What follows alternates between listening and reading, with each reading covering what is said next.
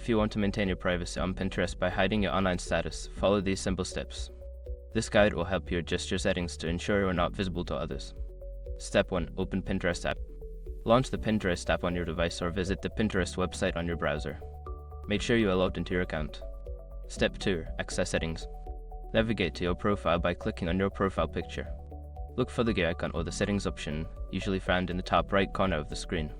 Step 3. Find privacy settings. In the settings menu, scroll down to find the privacy section. Click on it to access various privacy options related to your account.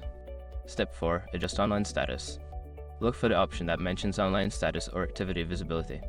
Toggle the setting to disable the visibility of your online status to other users. Step 5. Save changes.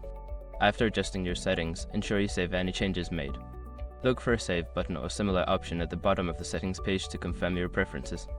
By following these steps, you can successfully hide your online status on Pinterest. Enjoy browsing with more privacy.